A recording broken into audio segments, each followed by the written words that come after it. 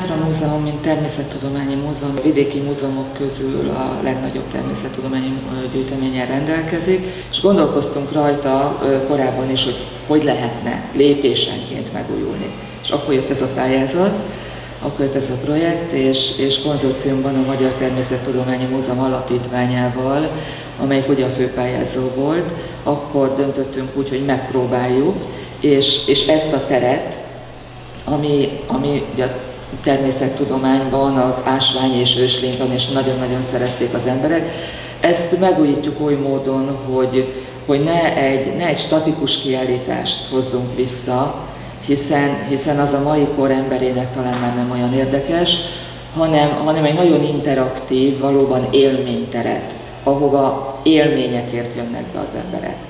Közel 300 millió forintból újult meg ez a 4 terem.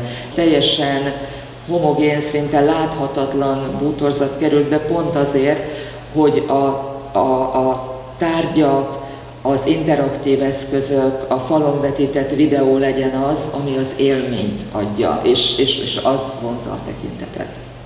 Sajnos az oktatási rendszerben a természettudományok eléggé háttérbe szorulnak, és ez különösen igaz a földtudományokra.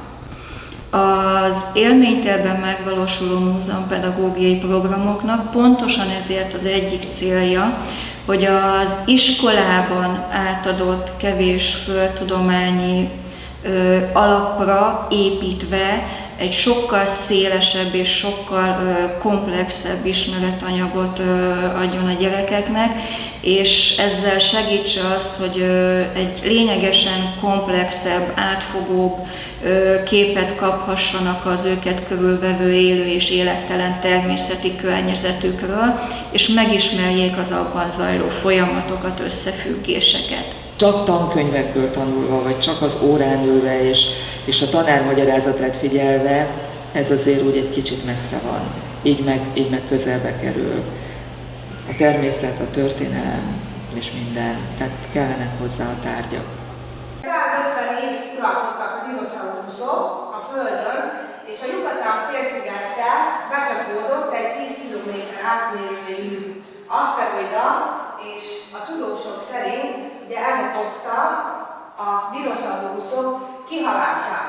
21 iskolával kötöttünk együttműködési megállapodást, és hát mindegyik iskola több osztályt is beregisztrált erre a programra. Ők ezeket a foglalkozásokat nagyon jól be tudják építeni a pedagógiai programjukba. Részben azért, mert elég szorosan épül a NAT-ra, illetve az iskolák pedagógiai programjára, másrészt pedig kiegészíti azokat. Tehát akár egy szakköri foglalkozásra, akár egy versenyelőkészítésre is nagyon alkalmasak a múzeumpedagógiai foglalkozásaink. Ez a program, ez mindig fejlődik, és annak kapcsán fejlődik, amilyen a pedagógusok visszajelzése.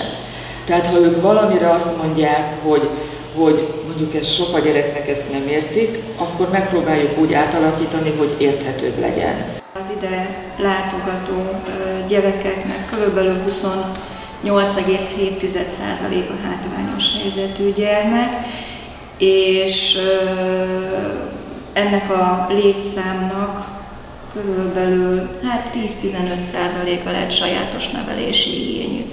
Olyat tudunk adni a gyerekeknek, amire a lakóhelyükön, az iskolájukban, a családi közösségükben nincs lehetőségük, akár anyagi okok miatt, akár egyéb okok miatt. Több mint 5000 gyereket várunk természettudományos oktatásra és órára, de mindemellett én azt gondolom, hogy a felnőttek ugyanúgy élvezik ezt a típusú ismeretszerzést, hiszen ez egy olyan téma, ami nem avul el, tehát amiből mindig lehet tanulni.